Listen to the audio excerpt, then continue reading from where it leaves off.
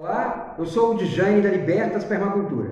Hoje, para a oficina infantil, eu vim falar sobre o Dia Nacional da Consciência Negra. Você sabe por que foi proposta essa data? Para eu te explicar um pouco melhor, eu vou precisar de falar um pouco sobre a nossa história. Então, vamos lá. No Brasil, a história da consciência negra culminou na criação do Dia Nacional da Consciência Negra, uma data que celebra a negritude e a luta da população negra de nosso país. No entanto, a história por trás disso é bem mais longa.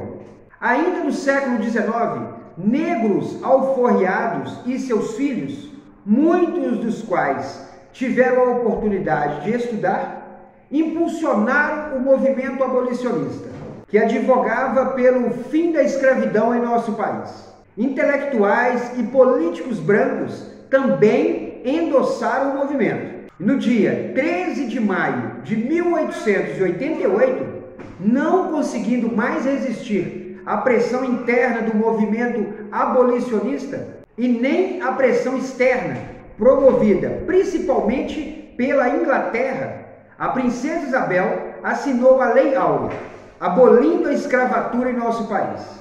A trajetória dos ex-escravos libertos não foi fácil. Eles não tiveram direito à terra nem a qualquer outro tipo de indenização.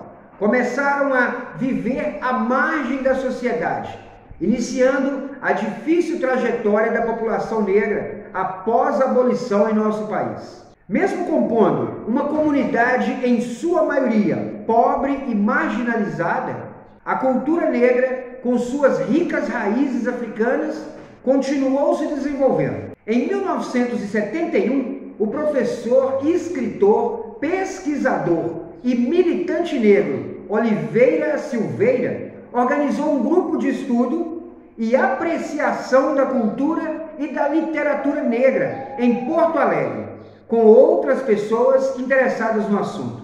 O grupo propôs a criação de uma data comemorativa que simbolizasse a união e a luta do povo negro.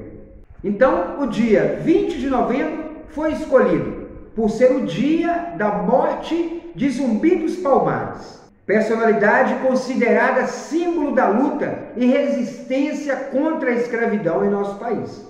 O grupo sofreu certa perseguição, pois, na ocasião de seu nascimento, o Brasil vivia o auge dos chamados anos de chumbo da ditadura militar. No entanto, os movimentos sociais que atuavam em defesa da população negra cresciam cada vez mais em nosso país.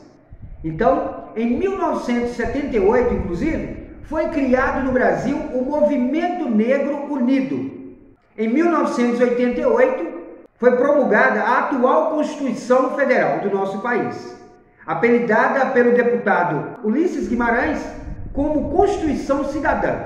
Ela recebeu esse carinhoso apelido por ser resultado de uma intensa consulta popular de vários setores da sociedade, representados por deputados e por movimentos sociais que puderam participar das sessões de criação e votação do texto constitucional.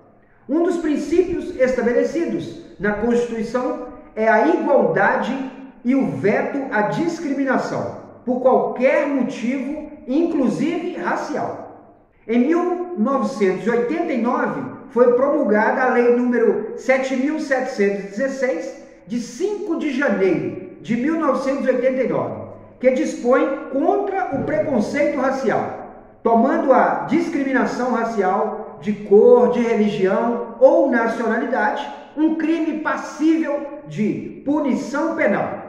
E entre debates judiciais, leis e a luta dos movimentos, o sentimento de empoderamento e a necessidade de se celebrar a africanidade cresciam cada vez mais, aumentando a necessidade de se criar uma lei que determinasse a data proposta na década de 70 como uma data comemorativa, o Dia da Consciência Negra. A Lei número 12.519, de 10 de novembro de 2011, instituiu o dia 20 de novembro como o Dia Nacional da Consciência Negra.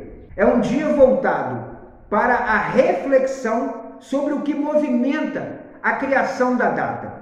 O dia 20 de novembro não é um feriado nacional, mas em alguns estados e municípios adotaram essa data como um feriado.